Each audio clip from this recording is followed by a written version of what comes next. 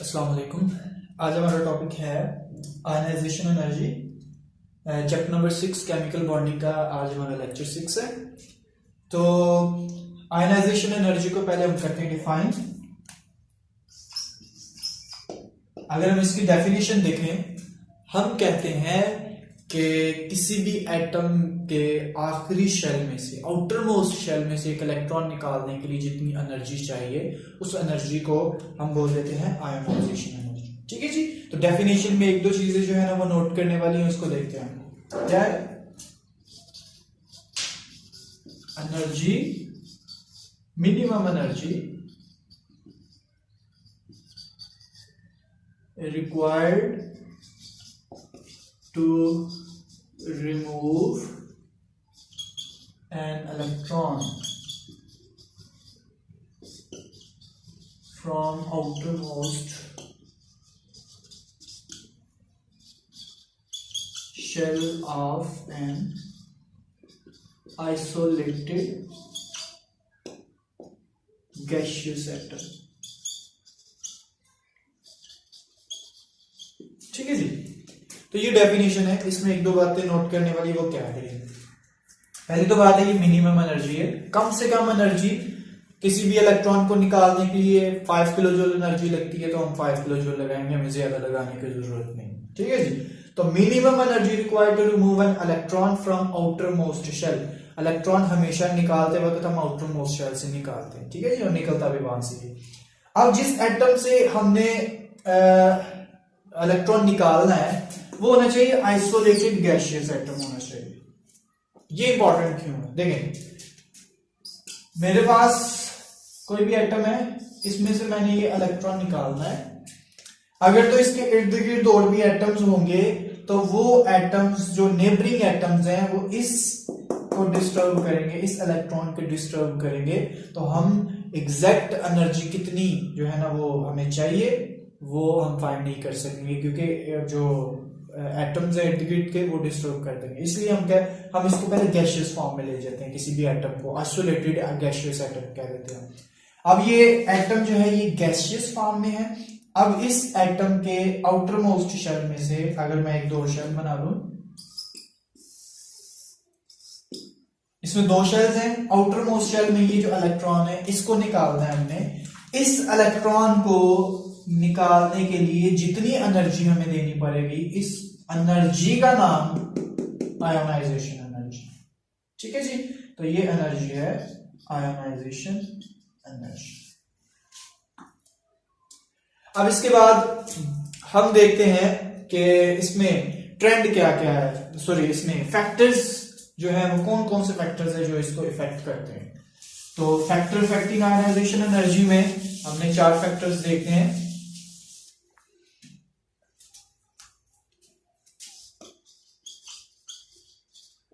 Factors affecting ionization energy. Factors में पहला factor जो हमारे पास आता है वो है atomic radius.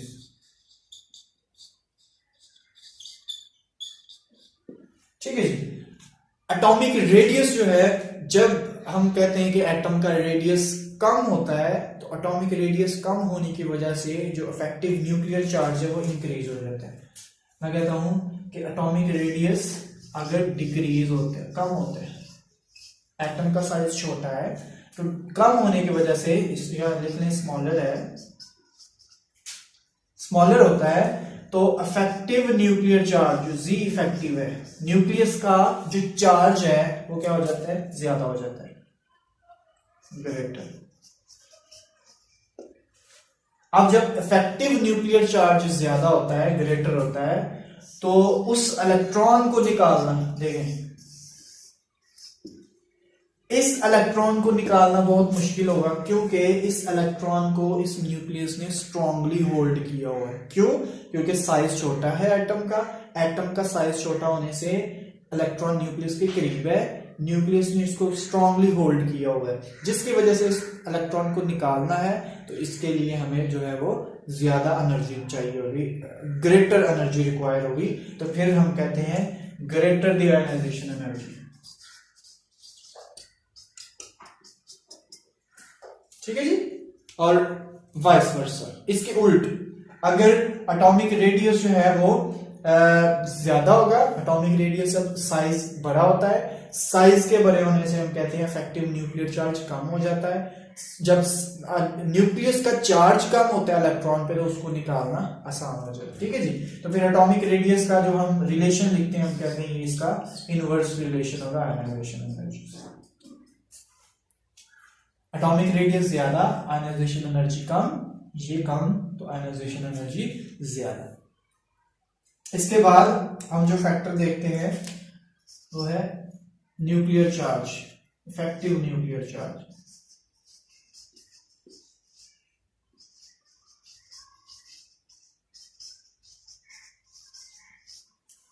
Effective nuclear charge मतलब वो चार्ज जो इलेक्ट्रॉन फील करता है, ठीक है, जो इलेक्ट्रॉन तक पहुंचता है, कशिश जो पहुंचती है। इफेक्टिव न्यूक्लियर चार्ज का जो हम रिलेशन देखते हैं ये बहुत सिंपल है। देखिए किसी भी इलेक्ट्रॉन पे अगर न्यूक्लियस का चार्ज बहुत ज्यादा पहुंच रहा है, बहुत ज्यादा अट्रैक्शन है न्यूक्लियस और इलेक्ट्रॉन के दरमियान, जब अट्रैक्शन ज्यादा है तो उस इलेक्ट्रॉन को निकालना मुश्किल होता है। तो इफेक्टिव न्यूक्लियर चार्ज ज्यादा तो इलेक्ट्रॉन पे जो अट्रैक्शन है वो ज्यादा है, अब उसको निकालना मुश्किल होता है, मतलब आयनाइजेशन एनर्जी ज्यादा होती है। तो इसका रिलेशन जो है हम डायरेक्ट लिखते हैं, इसको अगर आप इस तरह लिख लेंगे आपको याद रखने में आसानी होगी। तो इफेक्टिव न्यूक्लियर चार्ज का डायरेक्ट रिलेशन होगा आयनाइजेशन एनर्जी। न्यूक्लियर चार्ज ज्यादा, आयनाइजेशन एनर्जी भी ज्यादा, न्यूक्लियर चार्ज कम तो आयनाइजेशन एनर्जी भी कम। जैसे न्यूक्लियस की चार्ज फॉर एग्जांपल मैं कहता हूं कि इस इलेक्ट्रॉन पे, ये जो इलेक्ट्रॉन है इस पे न्यूक्लियस का चार्ज कम है क्योंकि दरमियान में रुकावट आ रही है, शील्डिंग इफेक्ट है, शील्ड कर रहे हैं इसको। तो न्यूक्लियस की इस पे अट्रैक्शन अगर कम है तो इसको निकालना जो है हमारे लिए कदरे आसान है, इसको कम एनर्जी देनी पड़ेगी हमें। तो न्यूक्लियर चार्ज कम तो आयनाइजेशन एनर्जी भी कम। इसके बाद आ जाता है इफेक्टिव न्यूक्लियर चार्ज हो गया, सॉरी, अब इसके बाद आ जाता है शील्डिंग इफेक्ट।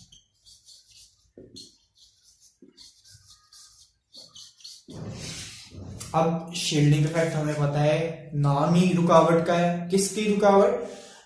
न्यूक्लियस की अट्रैक्शन इलेक्ट्रॉन तक पहुंचने ना पाए, ठीक है जी। तो इलेक्ट्रॉन की इलेक्ट्रॉन तक जो न्यूक्लियस की अट्रैक्शन है उसको जाने से रोकने के लिए जो इफेक्ट होता है वो शील्डिंग इफेक्ट होता है। ये क्या होता है, जैसे मैंने अभी पहले बताया कि इस न्यूक्लियस ने इस इलेक्ट्रॉन को अट्रैक्ट करना है तो इसके लिए मुश्किल नहीं है, ये आराम से इसको अट्रैक्ट कर सकता है। लेकिन अगर इस न्यूक्लियस ने बाहर वाले इलेक्ट्रॉन को, दूसरे शेल के इलेक्ट्रॉन को अट्रैक्ट करना है तो अब इस न्यूक्लियस को और इस इलेक्ट्रॉन के दरमियान में ये दो इलेक्ट्रॉन है, ये और ये इलेक्ट्रॉन है, ये दोनों इलेक्ट्रॉन रुकावट पैदा करते हैं। इस रुकावट को शील्डिंग इफेक्ट कहते हैं। तो रुकावट जितनी ज्यादा होगी, देखें रुकावट अगर है तो न्यूक्लियस की अट्रैक्शन क्या पहुंच रही है, बाहर कम पहुंचेगी, ठीक है जी। तो हम कहते हैं शील्डिंग इफेक्ट ज्यादा तो न्यूक्लियर चार्ज कम, और हमें पता है न्यूक्लियर चार्ज कम तो आयनाइजेशन एनर्जी भी कम, ठीक है जी। तो शील्डिंग इफेक्ट का इनवर्स रिलेशन होगा इसके साथ।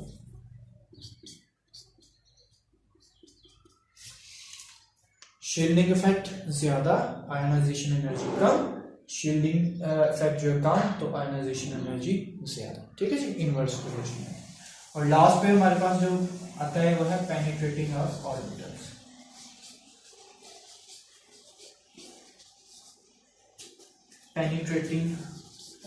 पेनिट्रेशन ऑफ ऑर्बिटल्स, ठीक है जी। अब इस पॉइंट को डिस्कस करने के हम कहते हैं कि हमारे पास orbital S P D F. जो एस ऑर्बिटल है ये न्यूक्लियस के ज्यादा करीब होता है, न्यूक्लियस के करीब होने की वजह से इस पे न्यूक्लियस की अट्रैक्शन ज्यादा होती है। तो एस सब शेल में से इलेक्ट्रॉन निकालना इसका मतलब है मुश्किल है, क्योंकि एस सब शेल पे न्यूक्लियस की अट्रैक्शन ज्यादा होती है। तो सबसे डिफिकल्ट है एस से निकालना। पी थोड़ा सा दूर जाता है, वो जरा फैला होता है, ठीक है जी, जिसकी वजह से उसमें अट्रैक्शन थोड़ी कम होती है, उससे इजीली आप डी में से निकाल सकते हो, और सबसे इजीली आप एफ में से निकाल सकते हो, क्योंकि एफ जो है वो बहुत डिफ्यूज होता है, बहुत फैला होता है, उनमें रिपल्शन बहुत ज्यादा होती है। इस वजह से हम बोलते हैं कि एफ में से इलेक्ट्रॉन निकालना जो है वो कदरे आसान है। अब इसके बाद हमने देखना है कि प्रोडक्ट टेबल में आयनाइजेशन एनर्जी का जो ट्रेंड है वो क्या है।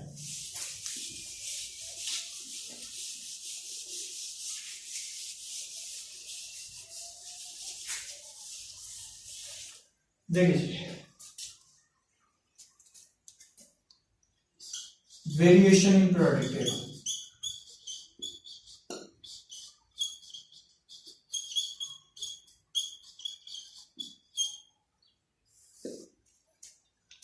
प्रोडक्ट टेबल में जो वेरिएशंस हमने पढ़नी है उसके लिए आपने फोकस करना है। जो मैंने अभी आपको 4 पॉइंट्स बताए हैं, जो फैक्टर्स इफेक्टिंग जो आयनाइजेशन एनर्जी है, 4 फैक्टर्स जो हमने अभी पढ़े, उनको आपने माइंड में रखना है। अगर वो आपको आते हैं तो ये आपके लिए बिल्कुल भी मुश्किल नहीं है। तो अगर पहले हम देख लेते हैं ग्रुप्स में हम कहते हैं ऊपर से नीचे प्रोडक्ट टेबल में जो आयोनाइजेशन एनर्जी की वैल्यू है वो होती है, डिक्रीज होती है।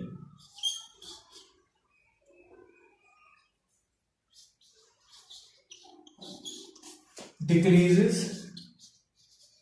From top to bottom. Groups में ऊपर से नीचे टॉप टू बॉटम जो आयोनाइजेशन एनर्जी की वैल्यू है वो कम होती है। ठीक है जी। अच्छा, इसकी रीजन क्या है? लॉन्ग क्वेश्चन अगर आपको आता है तो आपने लिखते वक्त सिंपल पहले इस तरह लिखना है। ग्रुप्स में पहले सीधी सी बात बतानी कि होता क्या है, आपने पहले लिख देना कि डिक्रीज होती है। ठीक है जी। फिर उसके नीचे आपने लिखना है कि रीजन क्या है। इसके रीजन में हम कहते हैं क्योंकि ऊपर से नीचे आते हुए, पहले अगर साइज की बात करें तो आपको पता होना चाहिए ऊपर से नीचे आते हुए साइज जो है वो क्या होता है, इंक्रीज होता है। हमने जो है ना पढ़ लिया है एटॉमिक रेडियस। ऊपर से नीचे आए तो एटम का साइज ज्यादा हो जाता है, बड़ा हो जाता है। अब हमें पता है कि जब साइज इंक्रीज होता है तो न्यूक्लियर चार्ज जो है वो क्या हो जाता है, कम हो जाता है। और न्यूक्लियर चार्ज कम हो जाए तो क्या होता है, आयनाइजेशन एनर्जी कम होती है। Size increases, atomic size increase होने से क्या होता है,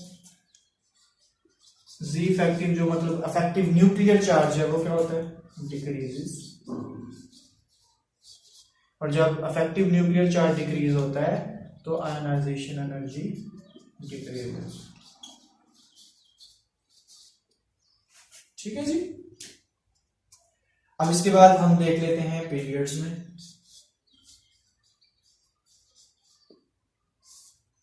अगर हम पीरियड्स की बात करें तो हम कहते हैं ionization energy left to right increase होती है। Increases from left to right.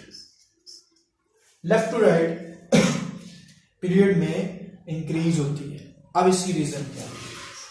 इसकी रीजन के पीछे भी वही सारी बातें, क्योंकि हमें पता है लेफ्ट टू राइट साइज क्या होता है। पहले आपने साइज की बात की, साइज क्या होता है, डिक्रीज। जब साइज कम होता है तो साइज के कम होने से size, atomic size decreases. Size decrease होता है तो उसकी वजह से जो जी इफेक्टिव है, इफेक्टिव न्यूक्लियर चार्ज है, वो इंक्रीज होता है।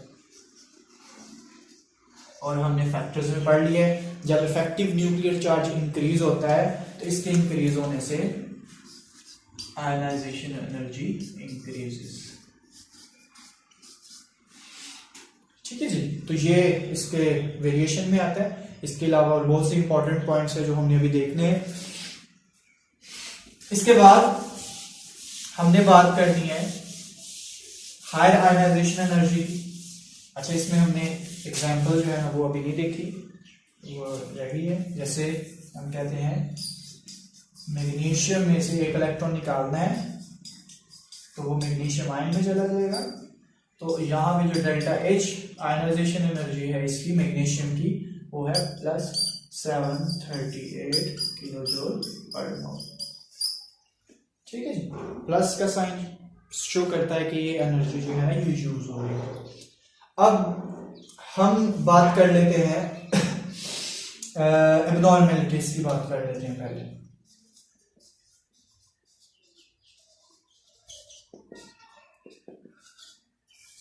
कुछ ग्रुप्स ऐसे हैं जिसमें जो आयनाइजेशन एनर्जी की वैल्यूज की होनी चाहिए वो नहीं होती, जैसे सेकेंड ए ग्रुप और थर्ड ए ग्रुप।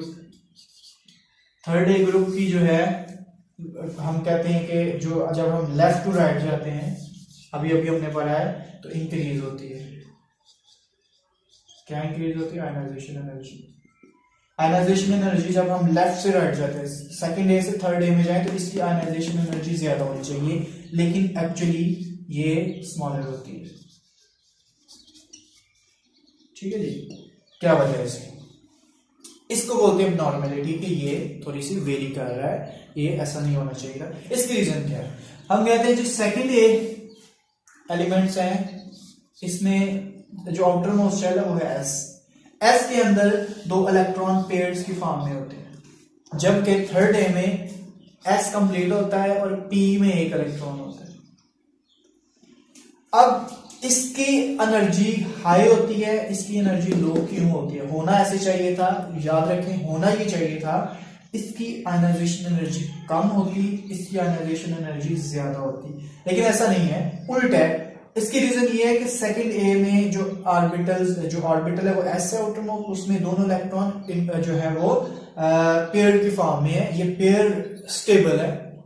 अब ये नहीं चाहेगा कि ये यहां से इलेक्ट्रॉन जो है ना वो आसानी से खारिज हो, इसलिए इसको निकालने के लिए एनर्जी ज्यादा लगानी पड़ती है, आयनाइजेशन एनर्जी ज्यादा होती है इसकी। ठीक है जी, इनर्ट पेयर इफेक्ट भी कह सकते हैं इसको।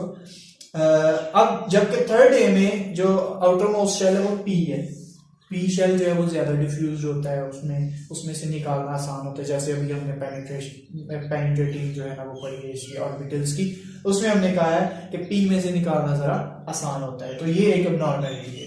इसके बाद हम बात करते हैं 5A और 6A।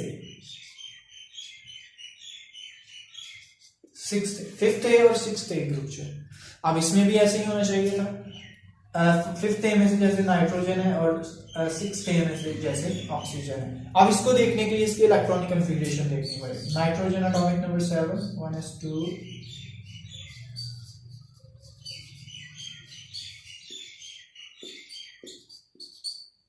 और ऑक्सीजन एटॉमिक नंबर 8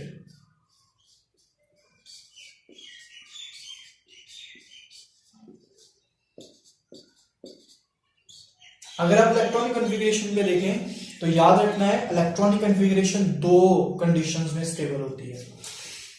ये लिख देता हूं,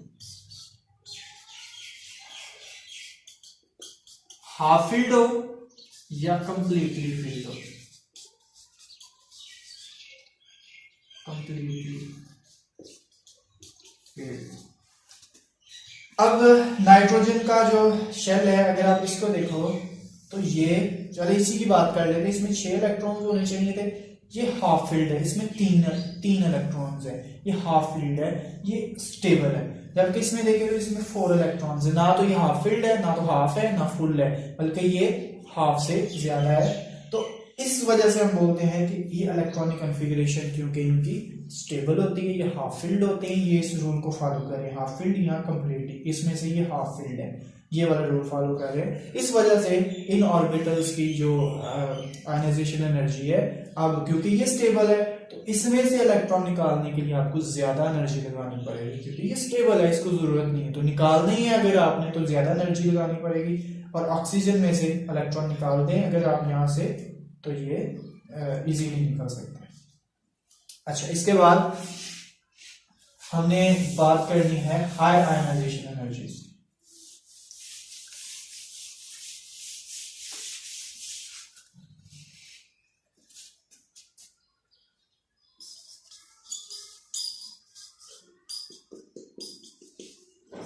हाई आयनाइजेशन एनर्जी, जब हम किसी एटम में से एक इलेक्ट्रॉन निकालते हैं तो पहला इलेक्ट्रॉन निकालने के लिए जितनी एनर्जी लगती है उसको बोलते हैं फर्स्ट आयनाइजेशन एनर्जी। अब मैग्नीशियम में से एक इलेक्ट्रॉन निकाला है तो ये इसकी है फर्स्ट आयनाइजेशन एनर्जी। अगर किसी एटम में से एक इलेक्ट्रॉन निकाले और उसी में से दूसरा निकाले, जैसे मैग्नीशियम में से एक इलेक्ट्रॉन निकाला, अब इसी मैग्नीशियम में से हमने निकालना है मैग्नीशियम आयन में से दूसरा इलेक्ट्रॉन निकालो, मैंने बनाना है इसको मैग्नीशियम।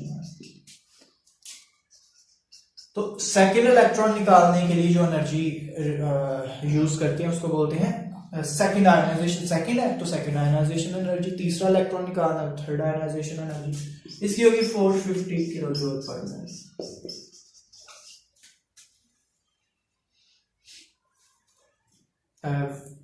1450 किलो जूल पर मोल, ठीक है जी। अब अगर इस पे आप गौर करें तो ये पहले इलेक्ट्रॉन निकालने के लिए कम एनर्जी चाहिए, जबकि दूसरा इलेक्ट्रॉन निकालने के लिए चाहिए हमें 1450 किलो जूल। होना तो ऐसे चाहिए था कि इसको निकालने के लिए 738 किलो जूल लगी है, तो इसको निकालने के लिए भी उतनी ही लगती। लेकिन इसके पीछे रीजन है। वो रीजन क्या है कि हायर आयनाइजेशन एनर्जी जो है वो क्या होती है, ज्यादा होती है।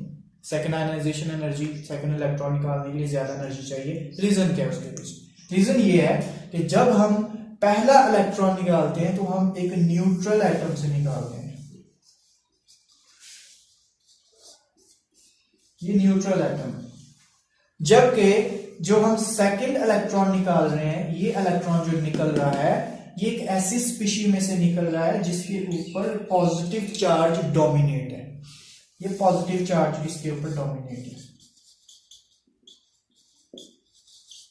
Dominated positive charge. अब क्योंकि इसके ऊपर पॉजिटिव चार्ज है, इस पॉजिटिव में से मजीद इलेक्ट्रॉन निकालने के लिए हमें ज्यादा एनर्जी जो है ना वो यूज करनी पड़ेगी। तो रीजन सिंपली आप क्या लिखेंगे कि हम पहला इलेक्ट्रॉन जो है वो न्यूट्रल एटम से निकालते हैं, जबकि सेकंड एटम जो है, सेकंड इलेक्ट्रॉन जो है वो हम एक ऐसी स्पीशी में से निकाल रहे हैं जिसके ऊपर पॉजिटिव चार्ज है, उसके ऊपर पॉजिटिव चार्ज डोमिनेट किया हुआ है, उसके अंदर प्रोटॉन की तादाद ज्यादा है, इलेक्ट्रॉन कम है, और उसमें से मजीद इलेक्ट्रॉन निकालना जो है वो डिफिकल्ट होगा। अगर आप इसी में से तीसरा इलेक्ट्रॉन निकालने की कोशिश करेंगे तो वो ज्यादा डिफिकल्टी से निकलेगा। अब इसकी जो डेल्टा एच की वैल्यू है वो आपके पास आ जाएगी 7730 किलो जूल पर मोल, ठीक है जी। अब इसमें से एक हमें जो है ना वो इंफॉर्मेशन मिलती है। अब तीसरा इलेक्ट्रॉन हमने निकाला है ना, तो वो 7730 किलो जूल एनर्जी लगी है, गैप बहुत ज्यादा है। इससे हमें जो पॉइंट मिलता है वो ये है कि किसी भी एटम के दो आयनाइजेशन एनर्जी के दरमियान अगर डिफरेंस ज्यादा आ जाए तो हम बोलते हैं कि वो सिर्फ, जैसे देखें ये 700 है, ये 1400 किलो जूल है, जबकि सेकंड और थर्ड में डिफरेंस बहुत बढ़ गया है, तो मैग्नीशियम कभी भी तीसरा इलेक्ट्रॉन नहीं निकाल सकते। तो जो मैग्नीशियम है ये सिर्फ 2 इलेक्ट्रॉन निकाल सकती है। इसकी जो वैलेंसी है या जो इसकी ऑक्सीडेशन स्टेट है वो +2 ही होगी, मैग्नीशियम +3 नहीं होगा, क्योंकि मैग्नीशियम की सेकंड और थर्ड आयनाइजेशन एनर्जी जो है उसमें बहुत फर्क है। फर्क ज्यादा हो जाता है तो ये सिर्फ सेकंड आयनाइजेशन एनर्जी तक ही रहेगी। अब इसमें से हमें आयनाइजेशन एनर्जी के से क्लूज क्या क्या मिलते हैं? हम मेटेलिक करैक्टर बता सकते हैं, अगर आप एप्लीकेशन पे जाओ तो मेटेलिक करैक्टर बता सकते हो। मेटल की प्रॉपर्टी है कि वो इलेक्ट्रॉन आसानी से लूज करती है, ठीक है जी। तो आयनाइजेशन एनर्जी अगर लो है तो वो चीज मेटल होगी, ठीक है जी। आयनाइजेशन एनर्जी जो है हाई है तो वो नॉन मेटल होगी, और अगर इंटरमीडिएट है तो वो मेटलाइट्स भी हो सकते हैं, ठीक है जी। वो एक अलग बात। इसके अलावा आप स्टेबिलिटी बता सकते हो, रिएक्टिविटी बता सकते हो। स्टेबिलिटी, अगर आयनाइजेशन एनर्जी जो है वो कम है तो रिएक्टिविटी ज्यादा होगी, ठीक है जी। तो इसमें अगर आपका कोई पॉइंट है, कोई रहता है, तो वो आप जो है ना वो मुझे पूछ सकते हैं। कोई पॉइंट समझ नहीं है, कोई क्वेश्चन है तो आप कमेंट्स में मेरे से पूछ सकते हैं। तो आज के लिए इतनी काफी है। अल्लाह हाफिज।